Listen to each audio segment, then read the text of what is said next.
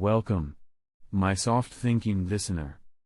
You've found yourself in the company of the Sleepy Sloth once again. A slow, scientifically minded fellow, who enjoys facts, ancient ornamentation, and the subtle histories of shells, and things that rest quietly in the soil, untouched for centuries. I must tell you something before we begin. Today, I consider myself a scientist in the study of shell beads. A scientist wannabe who is almost always correct, except for those few times when I am not. But even then, I prefer to drift gently onward, rather than fuss over it. Because what truly matters is the information itself. Before I start, please, let me know, what is the most boring thing you would secretly love hearing about? Let me know gently, in the comments. Now, let us begin today's episode of Shell Beads. In the year 1 CE, in Egypt, archaeologists have discovered small, carefully perforated shell beads within Roman-era burials.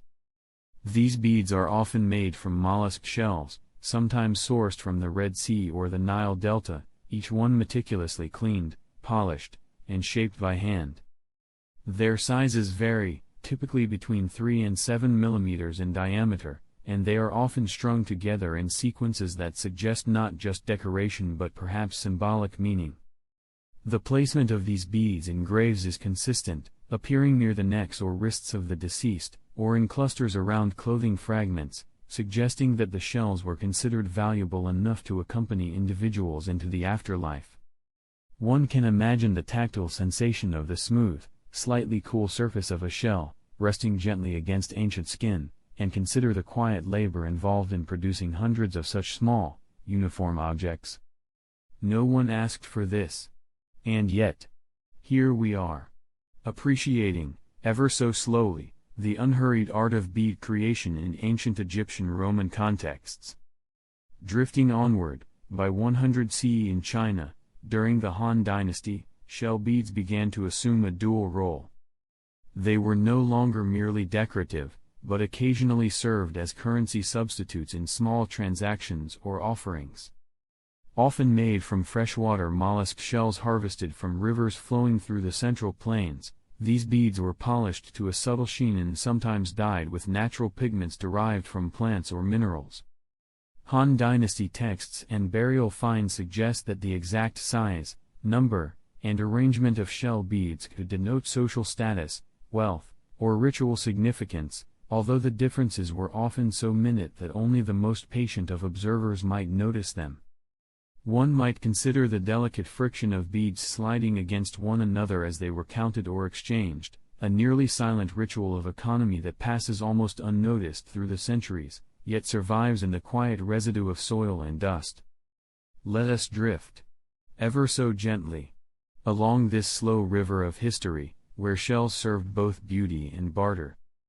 By 200 CE in North America, among Edena burials in the Ohio River Valley, shell bead ornaments emerge once more.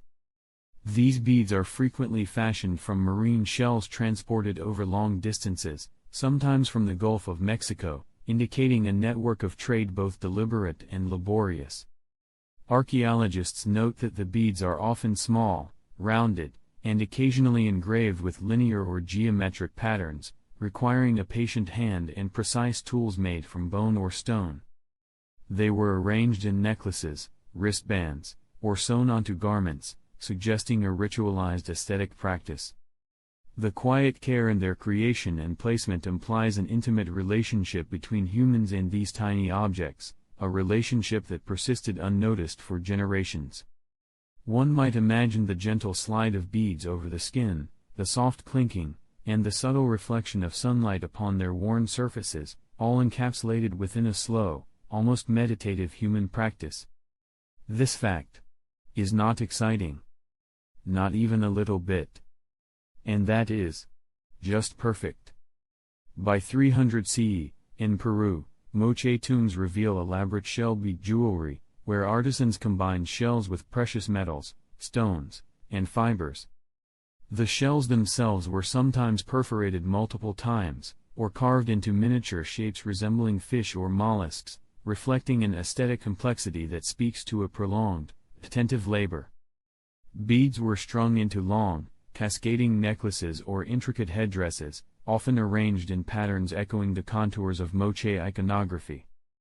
The shells were sourced from coastal waters, carefully dried and polished, then transported inland, a testament to the logistical patience of the Moche people. Imagine the soft, repetitive motions of threading, the cool surfaces of shells brushing against fingers, each bead considered and placed with a slow, unhurried reverence. But first, a slow little detour. For this extra interesting fact, many of these shell beads show wear even before burial, suggesting they were handled, admired, and gently rubbed by living hands for years before being interred. Let us float gently onward through these whispers of adornment, across the sands of time. By 400 CE, among the Austronesians of the Philippines, shell beads traveled not only within communities but across islands, carried by boats and canoes, tracing gentle arcs of commerce and social interaction. These beads, often made from cowrie shells or other marine sources, were polished, sometimes drilled with tiny holes just large enough for a thread of plant fiber or sinew, and carried on long strings. They were exchanged for food, tools, or other shells, serving as both ornamentation and social currency. The quiet thought of beads moving over water, resting lightly in the hands of traders, or being draped gently around necks, encourages us to imagine the vast patience involved in such delicate exchanges. Each bead has traveled, touched, and been touched again, collecting a subtle, almost imperceptible history. We drift, ever so softly, in the languid currents of these maritime trade networks. By 500 CE, in Anglo-Saxon England, graves reveal bead necklaces incorporating shell components, often alongside amber, glass, or metal. The shells are carefully perforated and polished, forming small, uniform units that thread easily into continuous sequences. These beads were frequently arranged with attention to symmetry, color contrast, and spacing, suggesting an aesthetic sensibility that is quiet, precise, and deeply meditative. The act of threading, arranging, and wearing these beads reflects human patience in its purest form, as fingers repeat motions almost imperceptibly, producing objects that endure silently in the soil. One might consider the tactile pleasure of running a finger along a smooth, cool shell, the tiny variations in thickness or hue, and how these subtle differences might have been noticed and appreciated by their makers and wearers. Around 600 years into our time, in the sweeping deserts and bustling oases of Arabia, early Islamic ornaments reveal the quiet presence of perforated shells, each one small and smooth, a gentle curve of nature's handiwork, thoughtfully transformed by human hands. These shells were often gathered from coastal regions, sometimes carried over long distances, and then carefully cleaned, polished, and pierced to create tiny openings just large enough for slender threads of silk or plant fiber. The perforation process itself demanded a delicate patience, as artisans would use rudimentary tools, sometimes small flint points, sometimes sharpened bone, slowly and deliberately, avoiding breakage while ensuring a uniform whole. Once threaded, these shells became necklaces, wristbands, or intricate decorations sewn onto garments, resting lightly against skin or woven into fabric. But first, a slow little detour. For this extra interesting fact, some of these shells, even when broken or chipped, were retained, possibly for the symbolic echo of their former wholeness, suggesting a quiet reverence for imperfection. The choice of shells, their careful arrangement, and the subtle variation in color, soft creams, muted browns, occasional hints of pink, reflects a contemplative aesthetic, a slow attention to texture and harmony that may be entirely lost on anyone who is not quietly observing. One can almost imagine the gentle friction of beads against each other as they swayed with movement, or the faint, barely audible clink as one handled them with careful fingers. In the calm of these ancient spaces, shells were more than adornment, they were companions in the rhythm of daily life, silently marking identity, status, and the quiet delight of human creativity. drifting gently across oceans and centuries, around 700 years into our time, in the serene courts of Japan during the Nara period, shell bead necklaces graced the attire of women of the imperial court. These beads were typically small, polished to a soft luster, often strung in meticulous patterns that emphasized balance and symmetry, mirroring the slow, deliberate rituals of courtly life. The shells themselves were sometimes sourced from distant coastal regions, transported carefully inland, and transformed through repeated washing, sanding, and smoothing until they achieved a surface that caught light in a subtle, almost imperceptible shimmer. The act of arranging these beads, alternating colors, sizes, or subtle variations in hue, was a contemplative practice, one that demanded the patience of fingers accustomed to the quiet repetition of ceremonial tasks. But first, a slow little detour. For this extra interesting fact.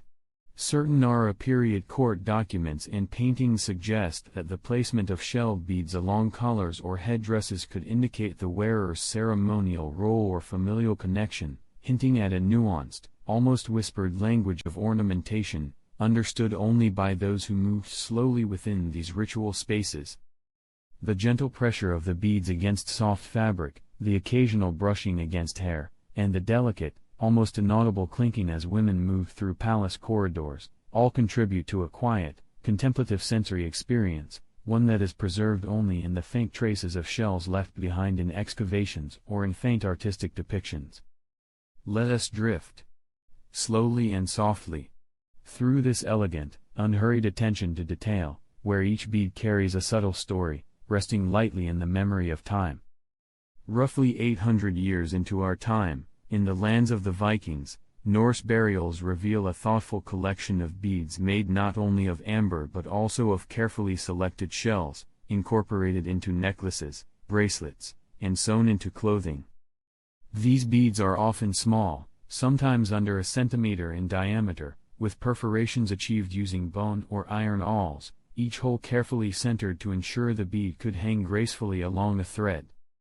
Amber, of course, adds its warm translucence, but the shells provide a cooler, softer contrast, often with muted cream tones or gentle striations that reveal the quiet history of their natural formation. But first, a slow little detour. For this extra interesting fact. Archaeologists have noted subtle wear on many of these shell beads, indicating that they were not solely ceremonial, but likely handled, rubbed, and appreciated over many years before burial, suggesting a slow, tactile relationship with these quiet objects. The arrangement of shells and amber in alternating sequences, sometimes with larger focal beads at intervals, reflects an aesthetic choice that is almost meditative in its repetition and rhythm. One can imagine fingers moving over these beads, appreciating the difference in texture and weight, the subtle variation in hue, and the soft sound of beads brushing together, a private sensory moment repeated gently over decades. These beads, interred with the deceased, serve as quiet companions into the next world, a slow, comforting testament to the enduring human fascination with delicate, small, natural objects that can be held, admired, and quietly cherished. Around 900 years into our time, in the Korean peninsula under the Goryeo dynasty, the elite slowly adorned themselves with shell beads in a manner that reflects a combination of aesthetic refinement and ritual significance. The shells were chosen with care, often small, polished to a gentle shine, and sometimes arranged alongside other organic or mineral beads to form subtle, harmonious patterns. The act of stringing these beads demanded patience and steady fingers, and the resulting adornments rested lightly on the body, emphasizing posture, gesture, and presence in ceremonial or courtly life. But first, a slow little detour. For this extra interesting fact. In certain excavated tombs, the exact spacing and sequence of shell beads has suggested a silent code of rank or familial association, one that can only be inferred by careful study of burial records and artifact placement. The tactile experience of wearing these beads, the quiet movement of the string against skin or silk, and the soft clinking as one shifted, all convey a sensory richness that might otherwise be overlooked. Let us float, ever so gently, through the slow, deliberate practices of Goryeo elite, where adornment is not spectacle, but a quiet meditation, a small, patient celebration of form, color, and the tender passage of time. By roughly 1,000 years into our time, along the fertile Mississippi Valley, the Mississippian cultures produced shell gorgets and beads, often intricately carved with geometric or zoomorphic designs, resting against the chest or strung into necklaces. These shells were gathered from riverbeds or acquired through trade, and then polished, drilled, and sometimes engraved with repeated care. Each perforation and carving required patience, and the resulting gorgets and beads were not only decorative but carried symbolic significance, possibly indicating status, spiritual belief, or kinship. But first, a slow little detour. For this extra interesting fact, microscopic analysis of wear patterns on these shells suggests they were often handled over long periods, their surfaces gently smoothed by human touch, implying an intimate relationship between maker, wearer, and object. Imagine the slow movement of fingers across carved grooves, the soft friction of beads brushing against one another, and the muted color contrasts of natural shell against clay or fiber, all contributing to a quietly meditative sensory experience. These artifacts, preserved in mound burials, capture a careful attention to detail, a patient artistry that persists across centuries. Let us drift softly through the slow, enduring rhythms of Mississippian shell craft, where each bead and gorget embodies the quiet, gentle persistence of human hands shaping nature's smallest treasures. Around 1100 years into our time, drifting gently across the vast expanse of the South Pacific, the Maori of New Zealand began fashioning intricate shell bead pendants, small treasures that were threaded with quiet care and often suspended from braided flax cords or worn alongside larger ornaments carved from bone or greenstone. Each shell was chosen for its subtle luster, its gentle curvature, and sometimes for tiny natural striations that caught the softest glimmer of sunlight. But first, a slow little detour. For this extra interesting fact, many of these shells were gathered from intertidal zones, requiring patient observation of tides and a gentle hand to select those of perfect size and unbroken form. Once collected, shells were carefully polished using sand, water, and the soft rubbing motion of hands, an act so meditative that it may have been considered as important as the final pendant itself. The perforations, tiny and precise, allowed for secure threading, ensuring that the pendant would hang lightly against the chest or sway ever so gently with movement.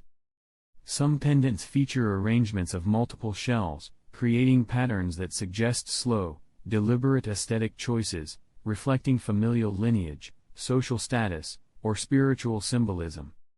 One might imagine the quiet labor of threading each bead, the soft friction of shells against cord, and the subtle sound of tiny objects brushing together as a soothing rhythm of hands at work. These pendants were not only ornamental but carried stories, histories, and gentle markers of identity, preserved quietly in the rhythms of daily life and passed down through generations.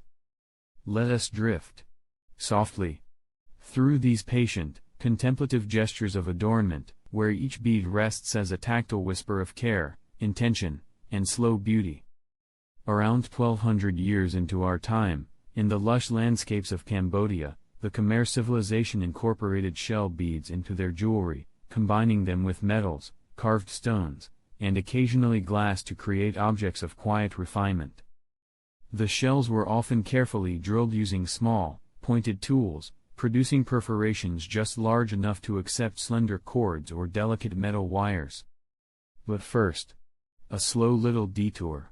For this extra interesting fact, some of these shells were chosen not merely for shape or size, but for the way light danced upon their surfaces, creating subtle, almost imperceptible reflections that were likely appreciated in the gentle candlelit or sun-dappled interiors of Khmer temples and courts.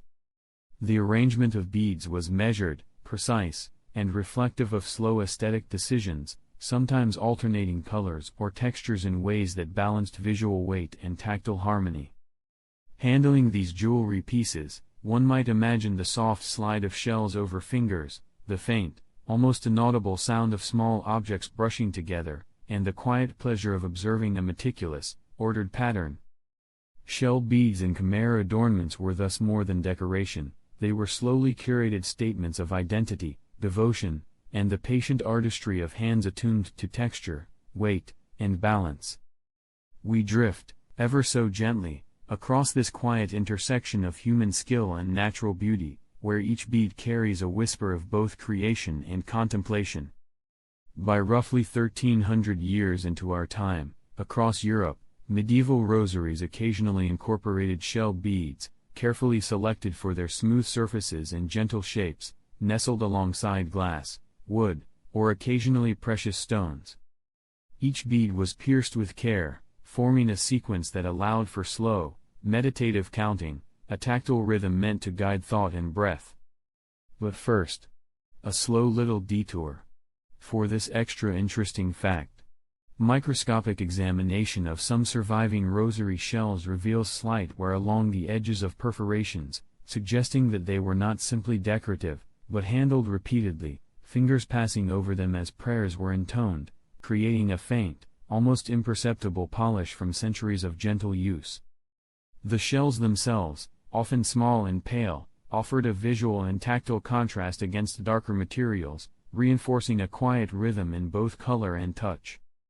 Imagine the soothing slide of one bead into the next, the soft friction whispering a rhythm as slow and persistent as the turning of time itself. In this way, shell beads in medieval Europe were quietly functional, contemplative, and carefully arranged, each small object a repository of centuries-long human attention, creating a soft and lingering connection between body, mind, and the gentle act of repetition. Let us float, slowly, along these whispered histories, where each bead is a gentle pulse in the rhythm of lived, meditative life.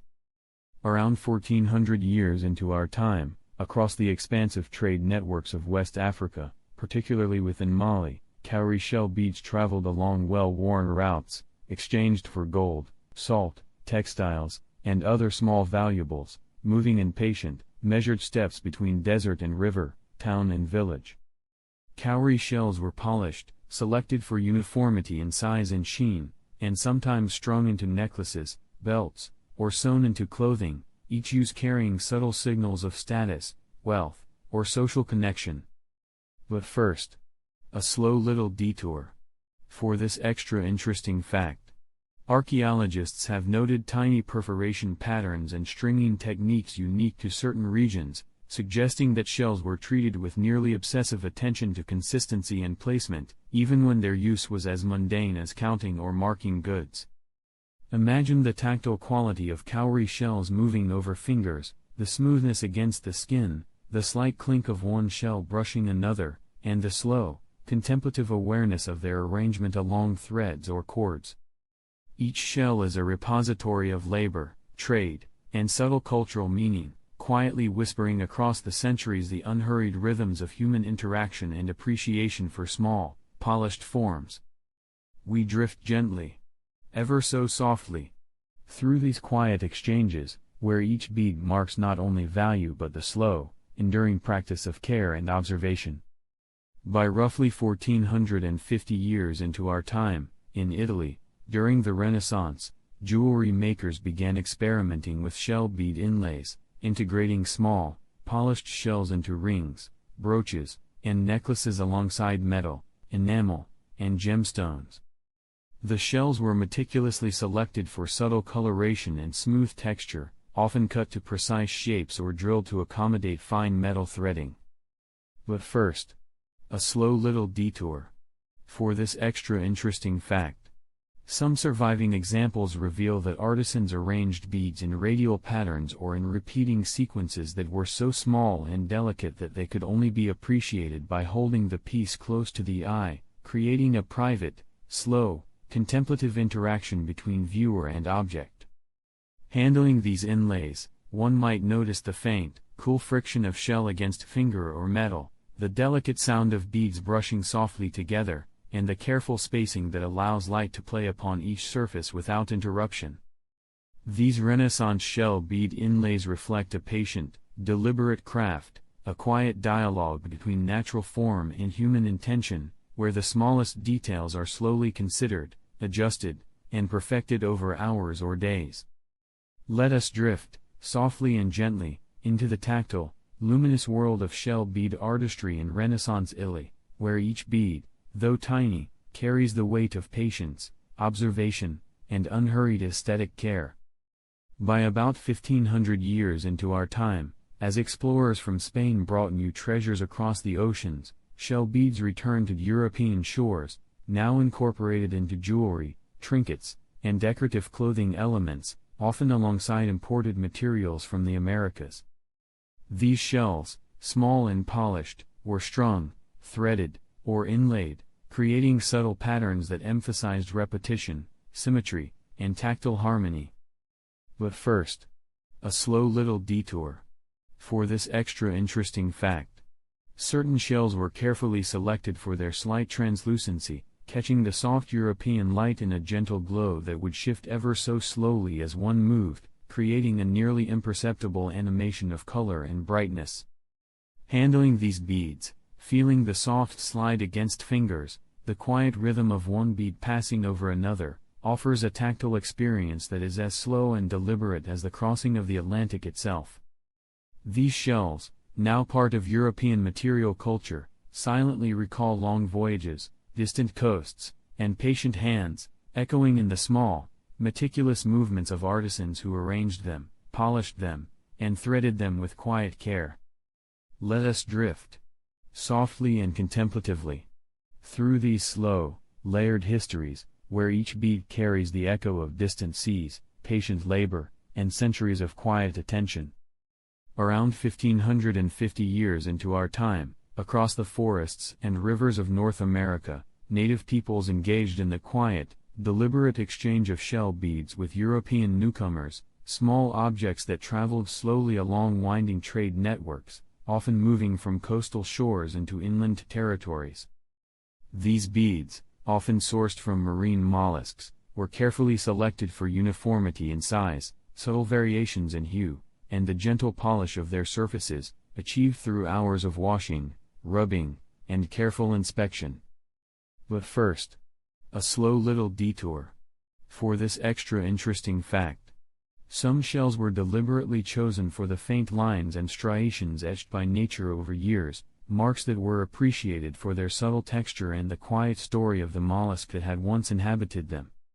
Once gathered and polished, beads were threaded onto plant fibers or sinew, sometimes combined with wood, stone, or bone beads, creating sequences whose arrangement required patience and a steady hand. As these shells exchanged hands, they moved not just as decorative items, but as symbols of social connection, kinship, or negotiated value, quietly integrating into the lives of people whose movements were measured and deliberate. One might imagine the soft slide of beads across fingers, the faint, almost imperceptible clink as one bead brushed another, and the contemplative attention given to patterns, spacing, and the gentle rhythm of threading. In these slow exchanges, shells served as connectors, mediators, and tactile companions, traveling across rivers, forests, and plains, carrying with them centuries of quiet observation and patient human care. We drift, softly, through this gentle interweaving of hands, trade, and subtle beauty, where the smallest objects trace the largest human connections. Around 1600 years into our time, in the calm, misty landscapes of England, shell beads began to integrate into the glass bead trade, a quiet evolution in material culture where natural forms met manufactured precision. Shells, often small and polished to a subdued shine, were combined with glass beads in necklaces, bracelets, and other adornments, emphasizing contrast, texture, and slow, measured patterns. But first, a slow little detour. For this extra interesting fact, some shell beads were chosen specifically for their slight translucency, the way soft daylight might pass through thin areas and illuminate their interiors in a gentle, almost imperceptible glow. Craftspeople would pierce these beads using finely pointed tools, requiring steady hands, patience, and repeated observation to ensure that each hole was centered and unbroken, allowing strings to pass smoothly and maintain a relaxed tension that would not stress the fragile shells. The gentle arrangement of shells alongside glass created a quiet interplay of materials, one cool and organic, the other manufactured and rigid, yet harmonized by repetitive sequences and careful spacing. Imagine fingers running slowly along a string of beads, appreciating minute differences in texture, weight, and temperature, the faint friction and subtle sound of shells nudging glass, a slow tactile conversation preserved in object form. These beads, quietly circulating in English markets and homes, illustrate the meticulous attention given to combining natural and human-made materials, a gentle testament to the patient curiosity and measured care of artisans during this period. Let us drift, ever so softly, across these quiet, handcrafted pathways of beadwork, where each object embodies the steady passage of time and subtle human thought. By roughly 1650 years into our time, in France, the fur trade introduced an intriguing interplay between shell beads and wampum beads as forms of currency, creating slow, deliberate networks of value and exchange. Shells were carefully shaped, polished, and pierced, sometimes from mollusks of the Atlantic coast, sometimes from riverine sources, their gentle surfaces offering both a tactile and visual satisfaction. But first, a slow little detour. For this extra interesting fact, certain wampum shells show microscopic signs of repeated handling, tiny grooves worn into their surfaces by fingers counting, stringing, or exchanging them over months or years, suggesting an intimate, patient engagement with what might otherwise seem mundane. Beads were strung in precise sequences, often in long belts or narrow strings, their arrangement and color ratios communicating social information, contracts, or ceremonial significance, a quiet semiotics preserved in polished shell. The careful motion of threading, the gentle sliding of beads against one another, and the faint clink of shells meeting in rhythmic sequence offered a subtle sensory experience, unnoticed by all but the most attentive participants. These beads, quietly circulating in trade, illustrate not only economic exchange but also the measured, contemplative human attention devoted to the creation, arrangement, and handling of small, polished natural forms. Let us drift softly through these centuries-old transactions, where shells whisper the rhythms of trade, patience, and human observation, moving slowly from hand to hand, from shore to shore, carrying stories of subtle care and connection. Around 1700 years into our time, in what would become the United States, colonial wampum shell bead belts emerged as quiet symbols of diplomacy and agreement, small objects meticulously threaded and arranged to convey meaning through size, color, and sequence. Shells were selected for uniformity and gentle polish, often laid out in patterns designed to endure handling, convey authority, or commemorate agreements. But first, a slow little detour. For this extra interesting fact, microscopic wear on many surviving belts indicates repeated handling, suggesting that these shells were not merely symbolic, but actively engaged with, touched, moved, and appreciated over years, a slow tactile dialogue between humans and their environment. The act of threading beads into belts required patience, steady hands, and careful observation of spacing and alignment, ensuring that the final object communicated intended meaning while remaining aesthetically subtle. As fingers slid along the surfaces of shells, noticing the minute variations in weight, curvature, or hue, the quiet interaction reinforced both social bonds and meditative focus, embedding human attention directly into the material object. We drift softly along these delicate threads of colonial practice, where polished shells became repositories of memory, subtle negotiation, and quiet tactile pleasure, carrying centuries of deliberate human engagement across the slow unfolding of social life. By roughly 1750 years into our time, in Poland, folk ornamentation began to include beadwork incorporating shells, woven into necklaces, headdresses, and garment embellishments. Each shell was carefully chosen for color, size, and smoothness, and sometimes polished further with gentle rubbing or sand to enhance its soft glow. But first, a slow little detour.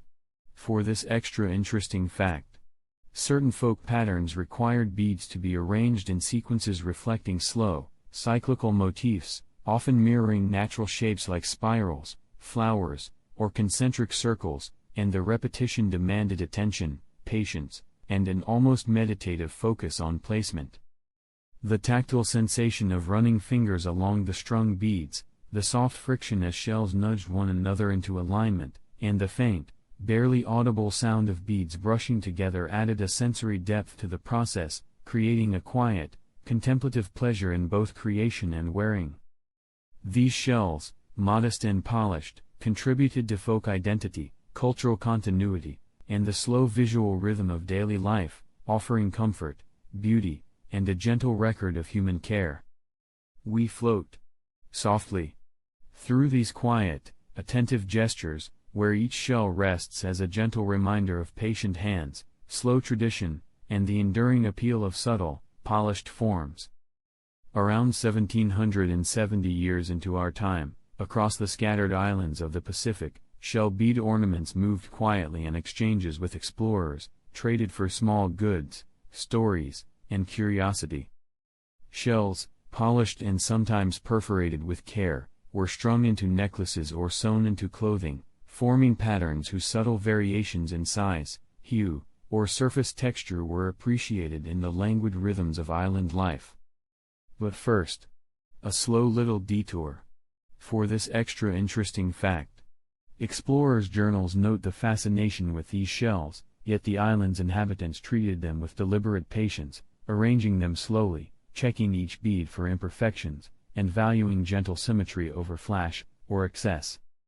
Handling these ornaments, one might imagine the soft glide of shells across fingers, the faint friction as beads nudged one another, and the gentle care and placement that ensured balance and harmony.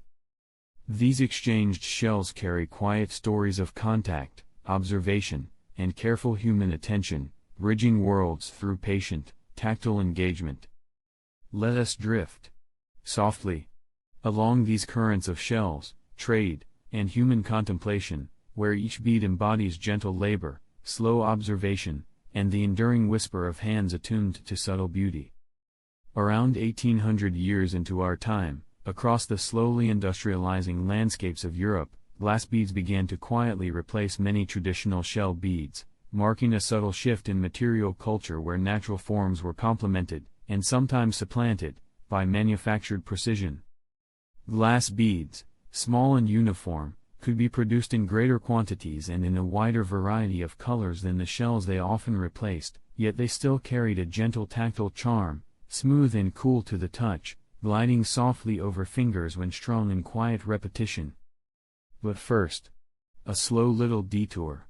For this extra interesting fact, some craftsmen continued to incorporate shells alongside glass, valuing the soft, organic variations in texture, subtle striations, and muted hues that only nature could provide, creating hybrid adornments that balanced natural irregularity with industrial consistency. The act of arranging beads, alternating shells with glass, adjusting spacing, aligning shapes, required patient observation, steady fingers, and careful consideration of both visual and tactile rhythm. Imagine the faint clink as beads brushed together, the gentle friction as shells nudged glass, the soothing repetition of threads passing through tiny perforations, and the quiet focus of a hand moving deliberately, aware of pattern, balance, and subtle contrast. This period illustrates a slow dialogue between tradition and innovation, where small objects, beads, whether shell or glass, carry centuries of accumulated human care, aesthetic reflection, and unhurried attention to minute details that survive quietly in museum drawers, archaeological sites, and careful illustrations. We drift softly across the subtle interplay of material, skill, and history, where even the smallest bead can whisper of patience and human attentiveness. Around 1820 years into our time, in North America, native tribes continued the ceremonial and symbolic use of shell beads, despite the growing presence of manufactured alternatives. These beads, often small and polished to a subdued luster, were threaded with care for necklaces, belts, or ritual objects, maintaining traditions that had been observed for centuries. But first, a slow little detour. For this extra interesting fact. Microscopic analysis of surviving beads suggests repeated handling, polishing, and gentle wear, evidence of hands moving over these objects in quiet reverence, over hours, days, or decades, a slow tactile engagement that imbued the beads with subtle meaning beyond ornamentation. The placement of shells within ceremonial arrangements reflected careful attention to symmetry, spacing, and tactile sensation, ensuring that the slow rhythm of beads brushing against one another complemented the ceremonial movements, gestures, or chanting. One might imagine the faint sound of shells nudging together as they passed through hands, the soft friction, the gentle slide over fingertips, all contributing to a contemplative, almost meditative sensory experience. Even in the face of industrial alternatives, these natural beads persisted, quietly asserting continuity, cultural memory, and the enduring pleasure of working with small, delicate objects formed by nature and shaped gently by human hands. Let us drift softly along these enduring currents, where tradition whispers through the tactile presence of polished shell beads, unhurried and delicate. Around 1840 years into our time, in India, shell beads began to be incorporated into colonial trade, quietly threading through networks of exchange that spanned rivers, coasts, and inland markets. These beads, carefully polished and perforated, were valued for their soft sheen, smooth surfaces, and subtle natural variations in color, offering a tactile contrast to imported glass or metal beads. But first, a slow little detour. For this extra interesting fact. Some of these shell beads were catalogued by colonial merchants and artisans for their precise size and weight, with careful notes taken to ensure uniformity across long strings, reflecting a patient attention to detail that seems almost contemplative in its dedication to small objects. The act of stringing, sorting, and displaying shells required steady hands and thoughtful placement, and the slight sound of beads brushing together offered a quiet rhythm, a reminder of the gentle, patient labor involved in creating simple sequences or elaborate patterns. In these trade networks, shells carried both material value and aesthetic subtlety, bridging local craft traditions with the expectations of distant markets.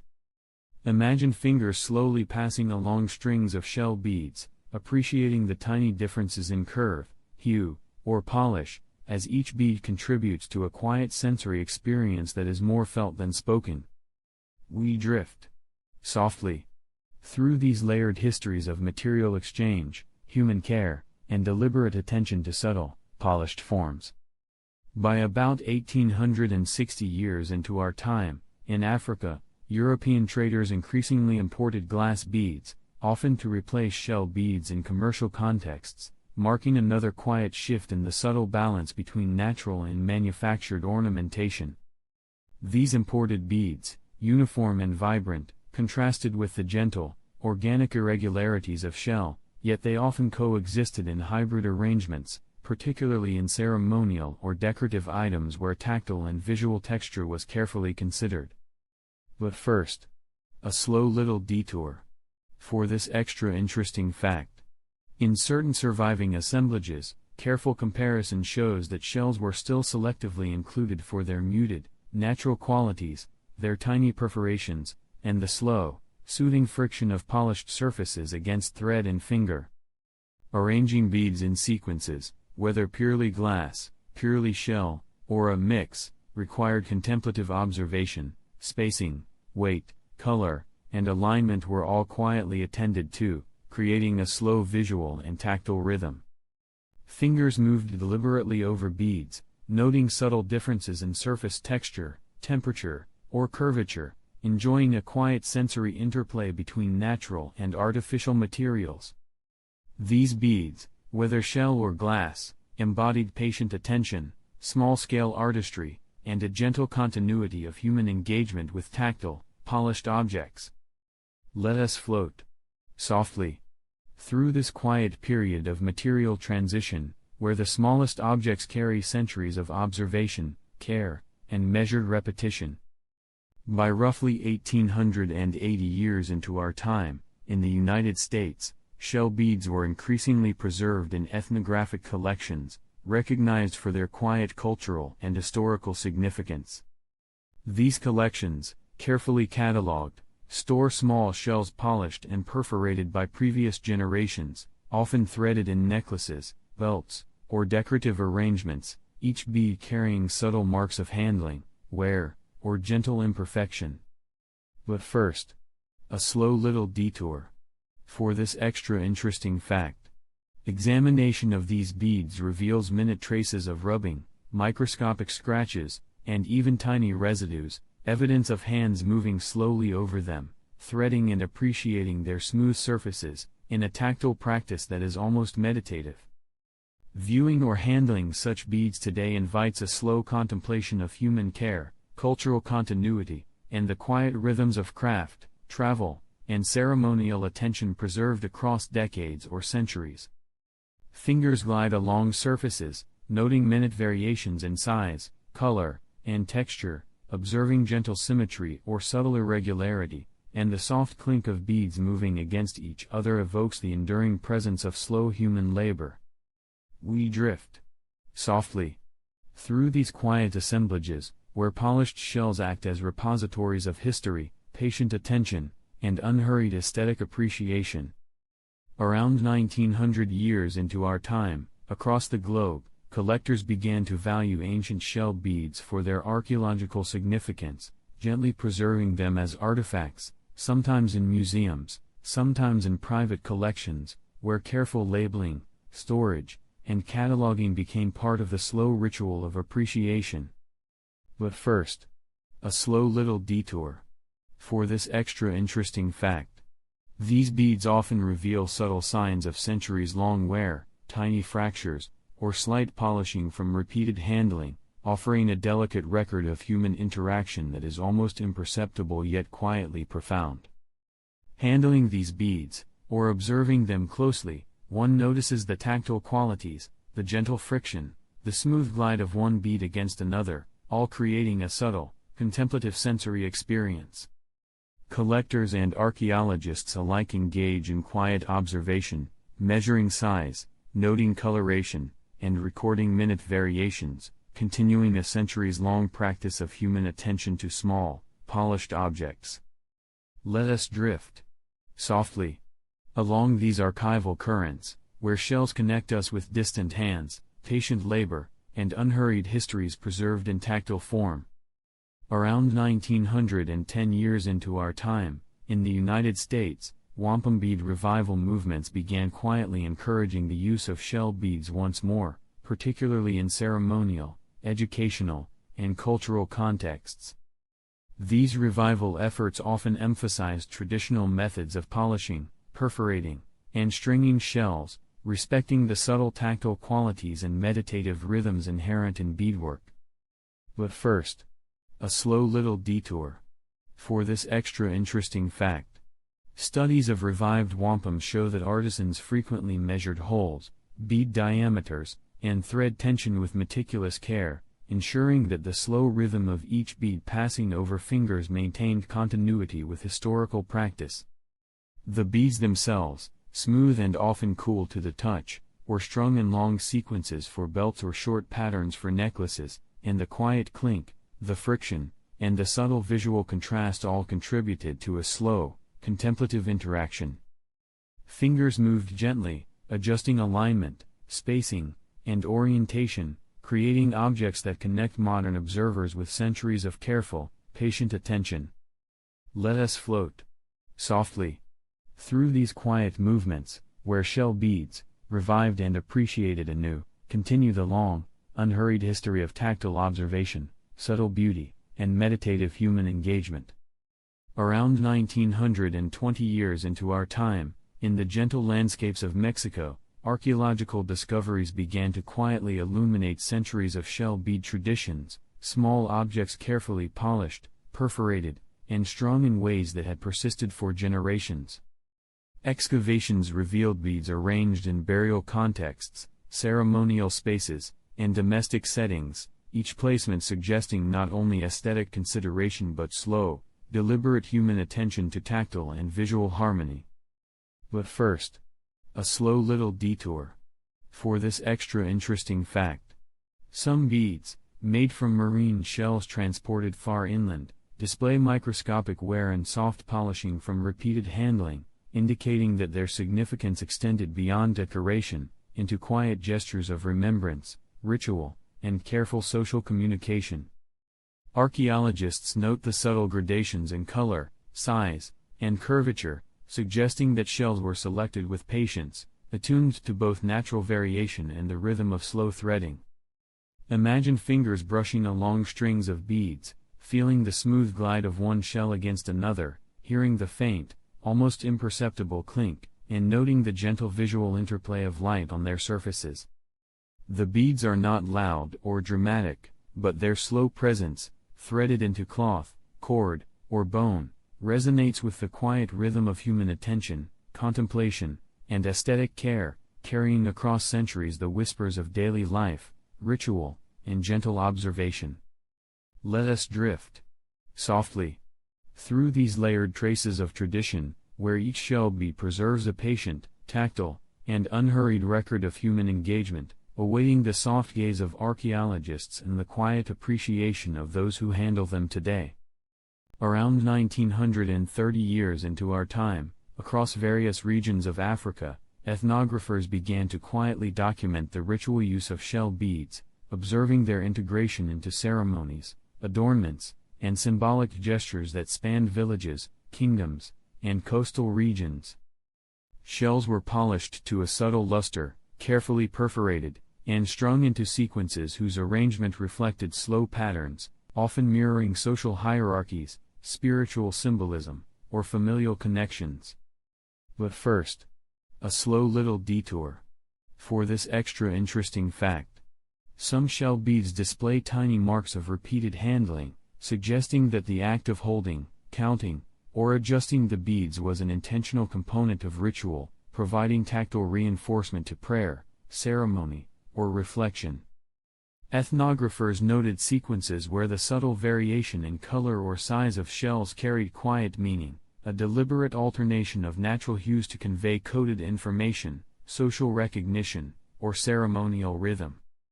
Imagine softly sliding a bead along a cord, noticing the faint friction, the gentle temperature of a smooth shell against fingertips, the almost inaudible clinking as beads meet, and the slow, mindful engagement that accompanies this repetitive motion. Shell beads, in this context, are not merely decorative but are repositories of patient attention, cultural memory, and tactile reflection, echoing centuries of quiet, human interaction. We float gently through these slow, deliberate gestures, where polished shells preserve ritual, symbolism, and a contemplative human touch that is almost imperceptible, yet profoundly present. By around 1940 years into our time, in the United States, bead archaeology expanded with the advent of radiocarbon dating, allowing researchers to place shell beads within softly defined chronological contexts, linking them to specific sites, cultures, and centuries of use. Shells, small and polished, were analyzed not only for shape, size, or perforation but for chemical composition, wear patterns, and contextual placement, revealing subtle patterns of production, exchange, and human handling. But first, a slow little detour. For this extra interesting fact, radiocarbon dating allowed tiny fragments of shells, sometimes barely perceptible to the eye, to be carefully examined, revealing the gentle accumulation of age, weathering, and repeated tactile engagement, all recorded in the soft, enduring calcium carbonate of the shell. Researchers meticulously measured diameter, thickness, and perforation location, noting slight deviations that reflected both natural variation and intentional crafting, often demonstrating patient human care, aesthetic reflection, and slow decision-making. Handling or imagining these shells evokes the quiet rhythm of past hands threading beads, arranging sequences, and observing gentle patterns over days or weeks, a meditative process repeated across generations. We drift softly through this careful scholarship, where analytical attention and tactile appreciation meet, and where each polished shell quietly preserves centuries of human engagement, observation, and deliberate care. By roughly 1950 years into our time, across Europe, museums began to quietly expand the curation of ancient shell beads, preserving them in drawers, cabinets, and glass cases, catalogued with meticulous care for research, display, and conservation. Each bead, often small, polished, and gently perforated, was stored with an awareness of fragility, subtle wear, and the soft story embedded in its form. But first, a slow little detour. For this extra interesting fact, curators sometimes noted micro-scratches, tiny polish marks, or traces of organic material, evidence of repeated handling, slow threading, or ceremonial engagement that had occurred centuries before the object entered the collection. Beads were catalogued by material, size, color, and perforation technique, creating an almost meditative record of human attention and craftsmanship, where the subtle distinctions among shells offered a gentle reminder of deliberate labor. One might imagine fingers passing slowly along rows of catalogued beads, noting texture, slight curvature, and temperature, appreciating the slow accumulation of human care, aesthetic judgment, and tactile rhythm embedded in polished surfaces. Museums, in this way, serve as quiet custodians of centuries-long practices, where small objects preserve patient human interaction, and every bead becomes a repository of history, observation, and subtle beauty. Let us drift softly through these archival spaces, where each shell bead rests as a gentle echo of time, patience, and unhurried attention. Around 1960 years into our time, in the United States, bead societies began methodically documenting shell bead traditions, creating careful inventories, illustrations, and descriptive notes that captured subtle variations in size, shape, and perforation technique. These efforts aimed to preserve both tactile and visual qualities, emphasizing the quiet rhythms of threading, sequence, and careful handling. But first, a slow little detour. For this extra interesting fact, society members often examined beads under magnification, noting minute scratches, surface polish, and subtle curvature, all of which spoke to centuries of handling, human patience, and deliberate craft. Observers documented sequences, spacing, and color gradations, creating records that preserved not only material characteristics but also the soft, slow, contemplative practices associated with their use.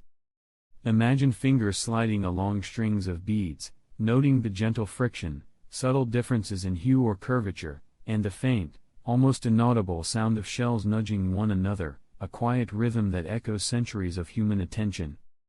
We drift softly through these deliberate, archival efforts, where careful observation, meticulous recording, and patient contemplation preserve the gentle history of shell bead traditions across time and space. By roughly 1970 years into our time, across various regions of the globe, scholars and collectors began to study shell beads as symbols of early trade, noting their slow movement along networks that connected oceans, rivers, and communities. Shells, small, polished, and perforated, serve not only as ornaments but as markers of social exchange, spiritual practice, and tactile continuity across space and time. But first, a slow little detour. For this extra interesting fact, isotopic analysis and careful measurement reveal subtle sourcing patterns, suggesting that certain shells traveled hundreds of kilometers from collection sites to final use, an enduring testament to slow, deliberate trade networks, human observation, and the meditative handling that accompanies bead use. The careful arrangement of beads, their sequence, weight, and spacing, all point to quiet consideration of visual and tactile rhythm, with fingers passing repeatedly over smooth surfaces, observing minute differences in color or curvature, and noting the gentle friction of beads brushing together. We drift softly Through these early trade networks, where shells act as small, patient witnesses to centuries of human movement, exchange, and contemplative attention, each bead a tactile echo of care, observation, and enduring quiet beauty. Around 1980 years into our time, across the gently sunlit coasts of Australia, there was a quiet revival of indigenous shell bead making, a careful, patient restoration of practices that had persisted for millennia in a slow, unhurried rhythm of life. Artisans returned to the subtle craft of selecting, polishing, and perforating shells, paying attention to the soft gradients of color, the gentle curvature of natural forms, and the minute textures left by water and sand over long periods. But first, a slow little detour. For this extra interesting fact. Some shells were chosen specifically for their faintly translucent qualities, where light passing through thin areas created a delicate glow, soft enough to be barely perceived, yet enough to inspire careful placement and arrangement. The act of threading beads, adjusting sequences, and aligning them into necklaces, belts, or ceremonial objects demanded patience, steady hands, and an almost meditative focus on spacing and tactile rhythm. Imagine fingers slowly gliding along strings of beads, feeling tiny differences in weight, subtle variations in smoothness, and the faint, quiet clink as one shell nudged another, a sound that is almost imperceptible yet profoundly reassuring. These revived practices not only honored ancestral traditions but also restored the delicate, contemplative engagement with natural materials, allowing humans to re-enter a slow dialogue with shells, rhythm, and subtle beauty, preserving tactile memory and cultural continuity. Let us drift softly through these quiet movements, where small polished shells embody patient attention, reverence, and the gentle persistence of human care. By about 1990 years into our time, in the quiet expanses of Canada, heritage projects began to carefully preserve knowledge of wampum beads, small shell objects threaded into belts or sequences that conveyed symbolic meaning, social memory, and a slow rhythm of cultural communication. But first, a slow little detour. For this extra interesting fact. Ethnographers and community members alike noted microscopic wear, slight polish, and faint markings on shells, evidence that handling, counting, and threading were as important as the visual patterns themselves, creating a tactile dialogue over hours, days, or generations. These preservation projects involved meticulous documentation of bead size, shape, color, perforation, and arrangement, often reproducing sequences to maintain continuity with ancestral knowledge, so that each thread could carry subtle social and spiritual information. Imagine sliding fingers along carefully recreated strands, noting gentle variations in curvature, the soft friction between beads, and the faint, almost inaudible clink of shells brushing against one another. In preserving these sequences, heritage projects ensured that the slow, meditative engagement with shells, threading, handling, observing, remained alive, a quiet echo of hands long past but gently remembered. We float softly through these efforts, where small polished objects act as both tactile and symbolic bridges across generations, connecting the present with patient ancestral care. Around the year 2000 of our time, scholars across the globe began to identify beads, including shell beads, as among the earliest symbolic artifacts, marking a subtle recognition of human attention, abstraction, and deliberate expression preserved in tiny objects. But first, a slow little detour. For this extra interesting fact. Microscopic examination revealed the faint striations, polish, and slight asymmetry in many shells, indicating that their arrangement was not accidental but intentionally produced with patient care, and that their smooth surfaces had been repeatedly handled, threaded, and observed, creating a slow, contemplative interaction that is almost imperceptible but remarkably persistent. These beads, appearing in archaeological contexts ranging from burials to habitation sites, demonstrate the quiet human inclination to impose order, pattern, and meaning onto small natural forms, embedding social or symbolic significance into tactile objects. Fingers gliding across these shells would sense minute differences in weight, subtle curvature, and tiny imperfections, creating a delicate sensory awareness that accompanies deliberate sequencing, threading, and visual contemplation. We drift softly through this recognition, where shells, polished and perforated, quietly reveal the earliest traces of symbolic thought, measured human engagement, and the gentle pleasure of patient observation across millennia. By the year 2001 of our time, in South Africa, Blombos beads were carbon-dated with remarkable precision, revealing their creation some tens of thousands of years before, an almost imperceptible whisper of early human attentiveness embedded in minute shell fragments. But first, a slow little detour. For this extra interesting fact. Analysis showed that these small perforated shells bear delicate traces of wear, suggesting repeated threading, handling, and polishing over long periods, a quiet testament to the slow, deliberate engagement of early humans with their materials. Each shell, tiny and polished, carries subtle evidence of tactile attention, the gentle rhythm of fingers passing over smooth surfaces, and the meditative patterning that precedes written records, a tactile language of careful repetition and sensory observation. Imagine the faint clink of shells nudging together, the soft friction of tiny perforations, and the patient selection of shells for shape, size, or subtle color, a rhythm repeated over hours, perhaps days, in a quiet practice of subtle human contemplation. We drift softly through these early traces, where even the smallest polished shells preserve patient observation, tactile reflection, and a slow, meditative approach to symbolic expression.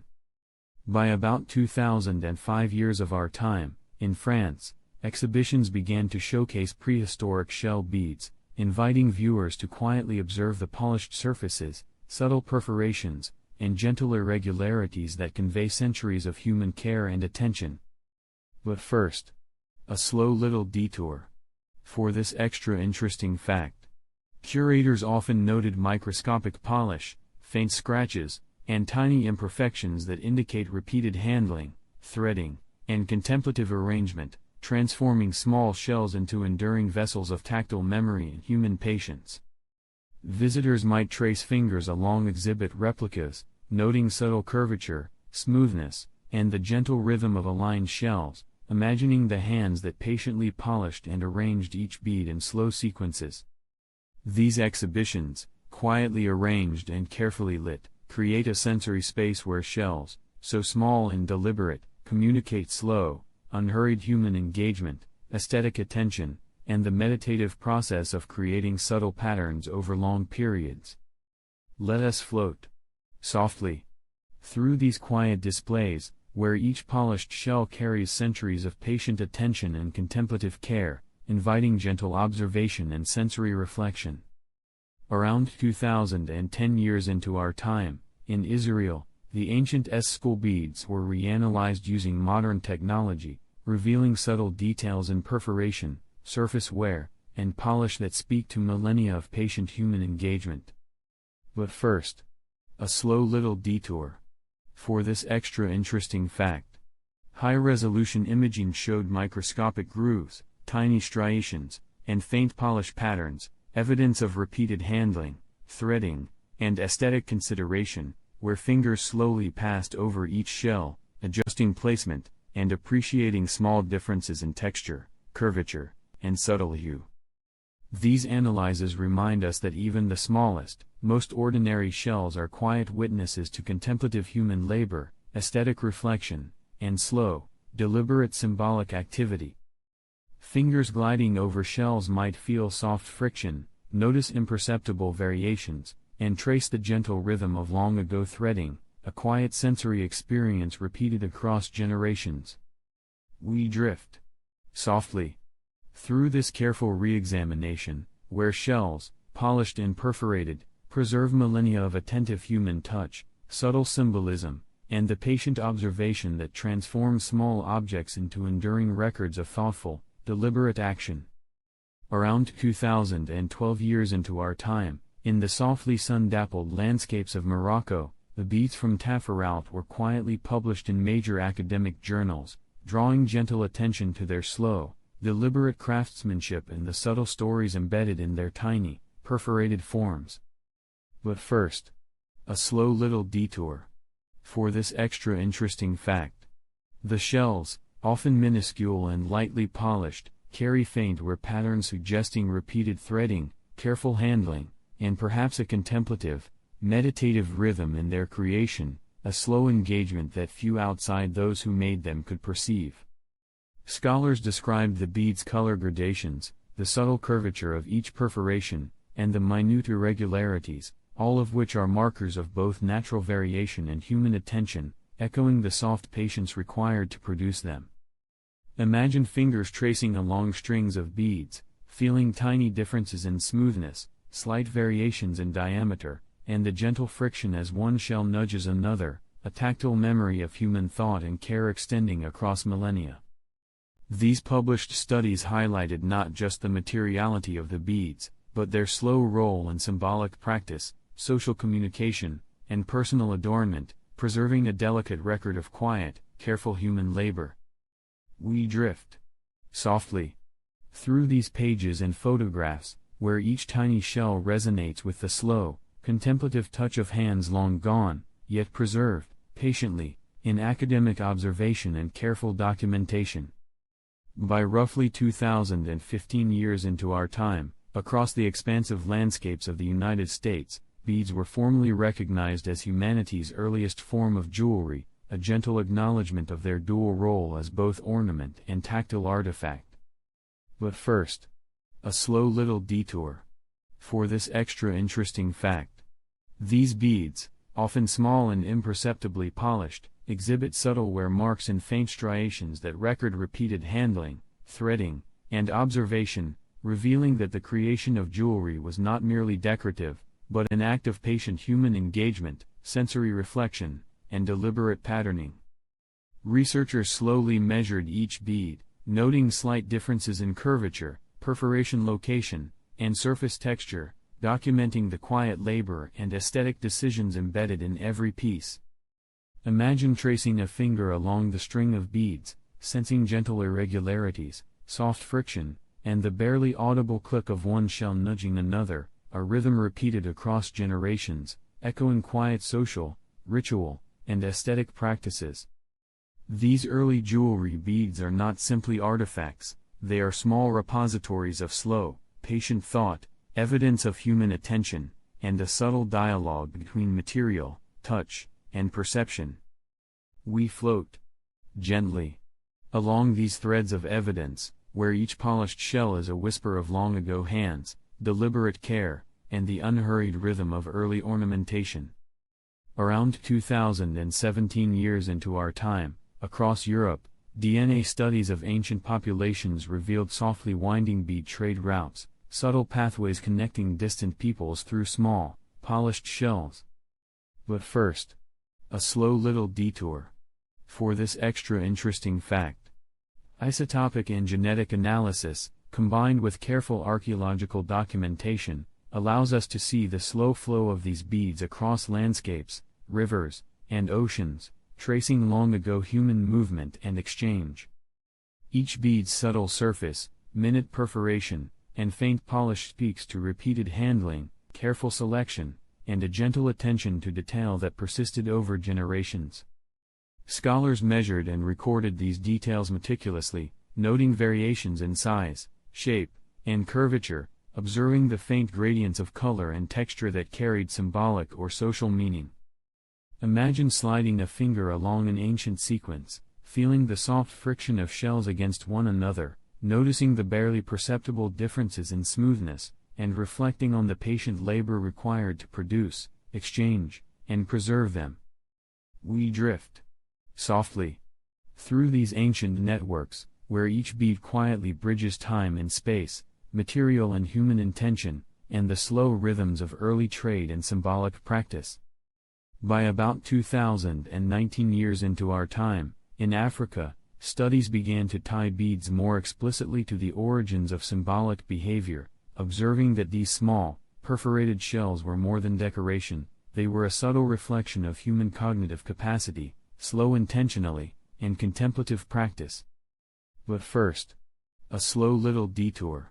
For this extra interesting fact, microscopic examination of surface wear, polish, and perforation location reveals that beads were handled repeatedly, arranged carefully, and threaded with patience, allowing tiny gestures of touch to resonate over centuries.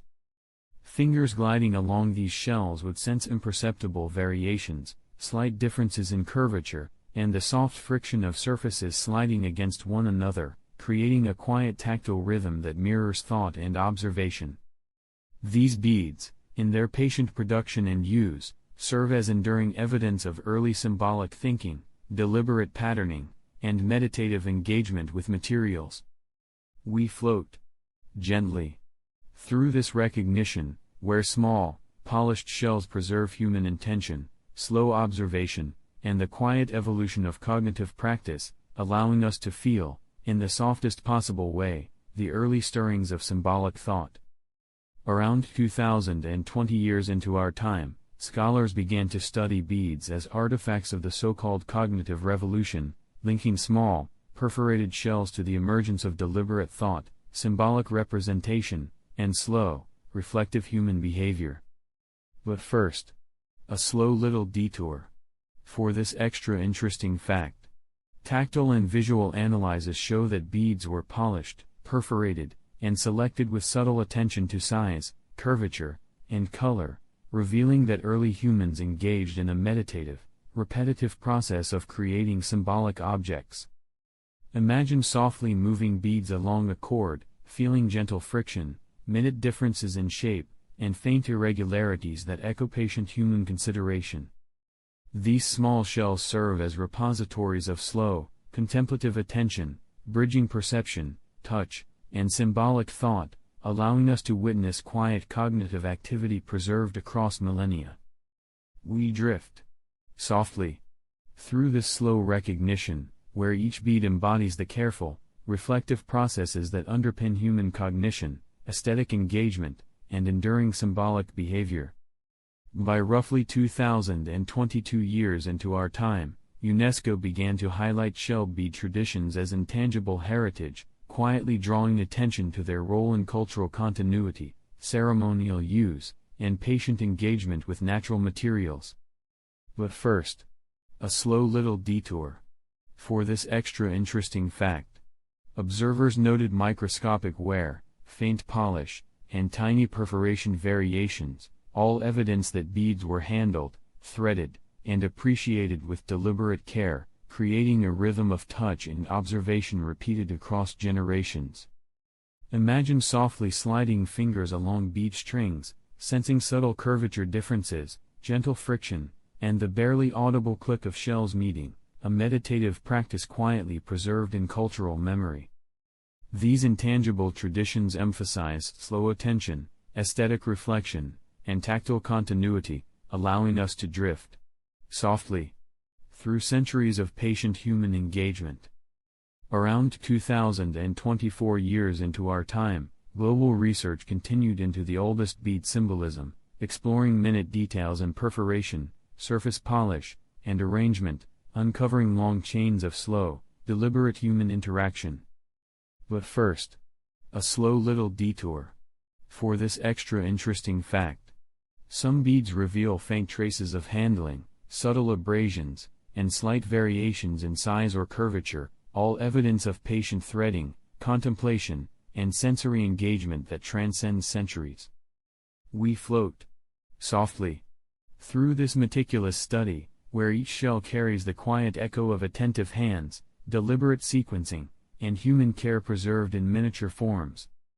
By about 2025 years into our time, across the world, beads were celebrated as humanity's first ornament technology, small polished shells recognized not only for their aesthetic appeal but as enduring witnesses to slow, patient human ingenuity, deliberate tactile engagement, and the soft, reflective practice of creating meaning from natural forms. But first, a slow little detour. For this extra interesting fact, examination of wear patterns, perforation technique, and surface polish reveals the gentle rhythm of threading, the subtle choice of color and size, and the almost imperceptible sound of shells meeting that would have accompanied early human use. Imagine fingers gliding along strings of beads, noting tiny variations in smoothness, curvature, and weight, each subtle difference a quiet record of long ago attention, care, and aesthetic reflection. We drift softly through this gentle celebration, where small shells are recognized not merely as adornment but as patient, contemplative, and enduring technology of the human spirit, quietly preserved across time. No one asked for this. And yet, here we are, lingering lovingly over the quiet, enduring legacy of tiny shells. If your eyes are closed, if your thoughts are drifting, then my job here is done for today. Thank you for spending this unremarkable moment with me. You have listened to The Sleepy Sloth, where uninteresting things become the softest lullabies.